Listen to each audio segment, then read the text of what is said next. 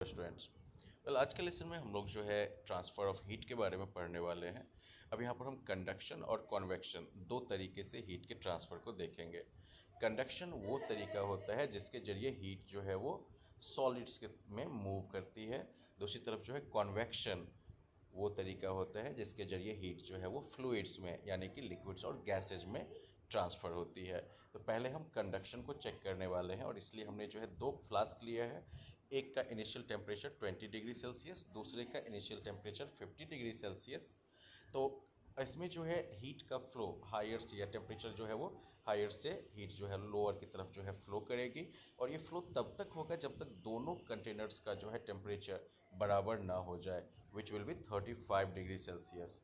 20 plus 50 70 हुआ, उसको आधा कर दीजिए। 35 डिग्री सेल्सियस दोनों का जब टेम्परेचर होगा then that will be the point जहाँ पर कि ट्रांसफ़र जो है हीट का रुकेगा। तो सबसे पहले हम लोगों ने जो है कॉपर के सॉलिड चंक को डाला है and let's see how long it takes.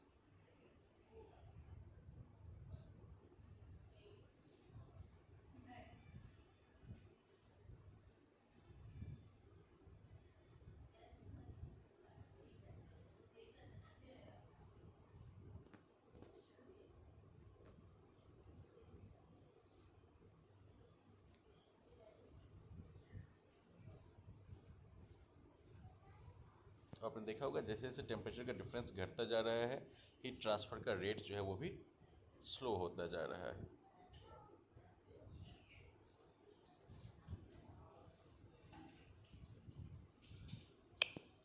Well almost 10 minutes का टाइम लगता है यहाँ पर हमको, राइट। अब देख सकते हैं हीट ट्रांसफ़र का रेट स्लोप जो है वो धीरे धीरे घटता जा रहा है, राइट, ब्लू फ्लूइड और येलो फ्लूइड के बीच में। Let's move on now. अब कॉपर के सॉलिड चंक की जगह पर जो है हम दूसरा कोई मटेरियल ट्राई करते हैं, गोल्ड ट्राई करते हैं। Let's try this.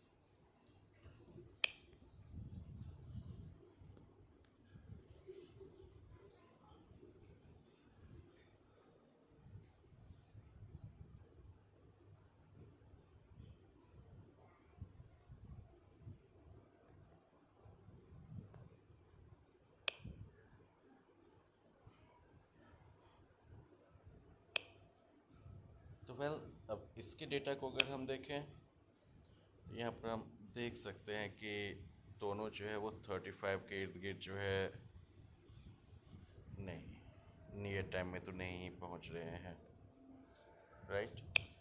बेसिकली जो है गोल्ड के साथ हमें लगता है कि ज़्यादा टाइम थोड़ा सा लग गया था हमको कंपेयर टू कॉपर। हम लेड को ट्राई करते हैं और टाइम को थोड़ा फास्ट फॉरवर्ड पे डाला है। हम कोशिश करेंगे कि 35 के पास पहुंच के हम इसको इमिडिएटली रोक सकें ताकि हमें एग्जैक्ट समय का अंदाज़ा चल सके। वैसे अभी तक हमें ये पता चल चुका है कि कॉपर और गोल्ड के कंपैरिजन में लेड जो है वो काफ़ी बैड कंडक्टर है, क्योंकि इतने सारे सेकेंड्स के बीतने के बाद भी जो है टेम्परेचर अभी दोनों का बराबर नहीं हो पाया है।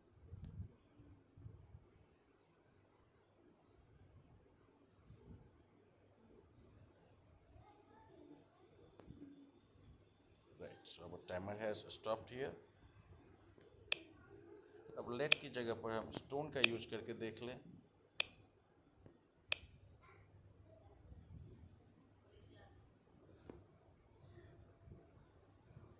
अब देख सकते हैं कि लेड के कंपैरिजन में स्टोन जो है वो और भी बैड कंडक्टर है।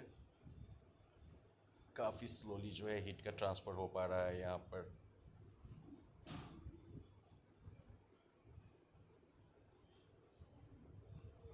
Right, okay, let's try with glass.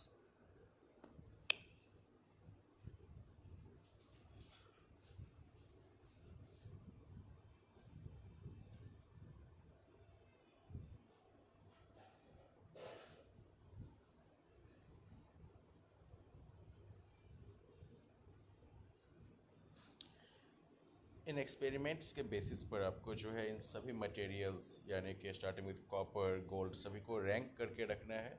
Which one is the best conductor, which one is the worst conductor of heat. Actually glass के बाद हम ट्राई करते हैं rubber.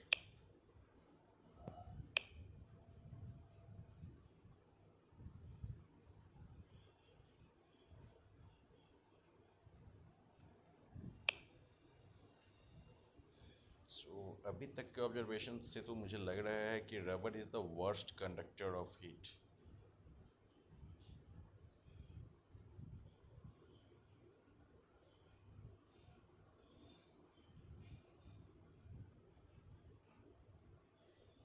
Yes, definitely it proves. अब जो है यहाँ पर हम एक वेरिएबल को चेंज करके ये ट्राई करेंगे कि अगर टेम्परेचर के बीच का गैप ज़्यादा हो तो ट्रांसफ़र रेट जो है उसमें क्या फ़र्क पड़ता है। तो हम एक के इनिशियल टेम्परेचर को 95 करते हैं, दूसरे के इनिशियल टेम्परेचर को हमने 5 किया।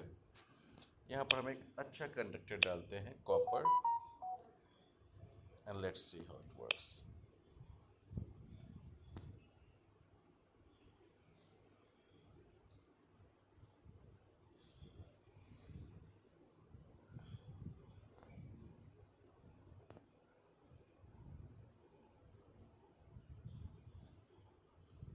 यहाँ भी यही ऑब्जर्वेशन होगा हमारा कि जैसे जैसे टेम्परेचर का डिफरेंस घटता जाता है वैसे वैसे हीट ट्रांसफ़र का रेट जो है वो स्लो होता जाता है, राइट। अब अगर इस डेटा को देखें तो यहाँ पर इस ग्राफ में आप इजीली देख सकते हैं कि इनिशियली हीट ट्रांसफ़र का रेट काफ़ी ज़्यादा होता है, लेकिन उसके बाद धीरे धीरे फ्लैट होता जाता है, यानी कि ट्रांसफ़र का रेट जो है वो घटता जा रहा है। अब will go back to the experiment here.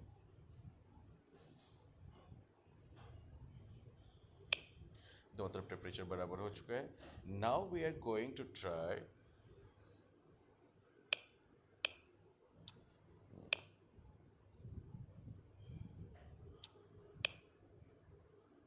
Yeah. Now we are going to try another method that is called convection। और इसके लिए हम क्या करेंगे तो हॉलो पाइप डालेंगे। हॉलो पाइप जिसके में कि एयर जो है वो मूव कर सकता है, राइट। तो चलिए let's try this with copper.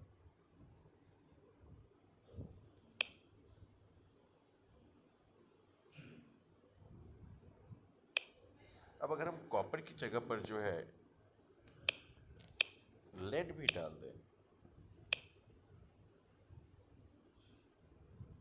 तब भी आप देख सकते हैं कि ट्रांसफ़र बराबर हो रहा है, right.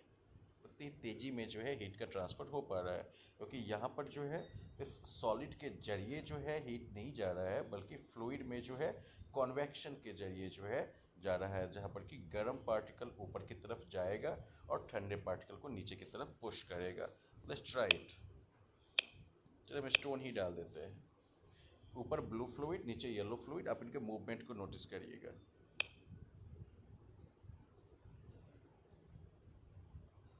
Right.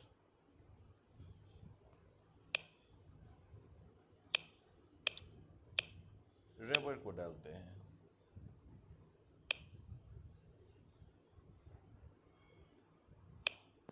Right. With in 48 seconds transfer जो है टेम्परेचर जो है वो बराबर हो गया दोनों तरफ, राइट। और ये किस तरीके से हुआ, this is called convection method, right.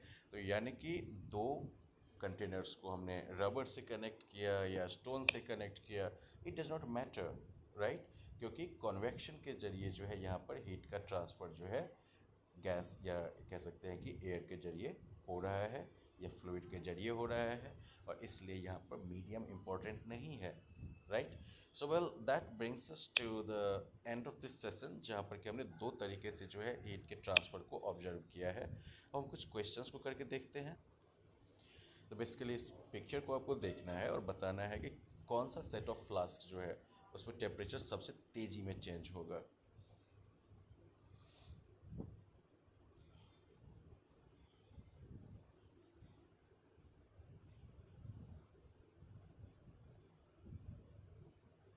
आप वीडियो को पॉज करके इन क्वेश्चंस का आंसर ट्राई कर सकते हैं।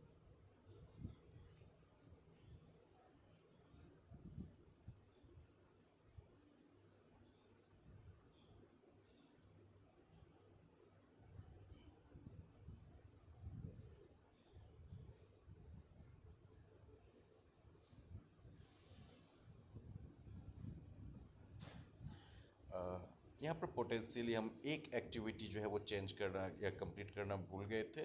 सो let us just like go back to that set and try that edge. अगर हम यहाँ पर नीचे वाले कंटेनर के ऊपर वाले टेम्परेचर कंटेनर के इनिशियल टेम्परेचर को बढ़ाते हैं और नीचे वाले के टेम्परेचर को घटाते हैं, तब देखते हैं कि ट्रांसफर पर रेट पर कोई असर पड़ता है कि नहीं पड़ता है। तो आप देख सकते हैं कि जब ऊपर वाले कंटेनर में गर्म फ्लूइड है, यानी कि ऊपर वाले कंटेनर में भरे फ्लूइड का टेम्परेचर ज़्यादा है और नीचे वाले का टेम्परेचर कम है, तो ऐसे में हीट ट्रांसफ़र बहुत स्लोली होता है, right, it's extremely slow, right. लेकिन अगर इसी को हम चेंज कर दें और नीचे वाले का टेम्परेचर हम 85 कर दें या 90 कर दें, ऊपर वाले का टेम्परेचर हम 20 कर दें, अब देखिए कि हीट का ट्रांसफ़र काफ़ी तेज़ी में हो रहा है। तो बेसिकली इससे हमें ये पता चलता है कि अगर ऊपर में गर्म है फ्लूइड और नीचे अगर ठंडा है तो हीट का ट्रांसफ़र बहुत स्लोली होगा। दूसरी तरफ अगर नीचे का फ्लूइड गर्म है और ऊपर का फ्लूइड ठंडा है तो हीट का ट्रांसफ़र बहुत तेज़ी में होगा। Now let's go back to that question. I hope you can answer question number 3 now. Now you can pause the video and try answering 4 and 5 as well, और आप अपने आंसर्स को चेक कर सकते हैं।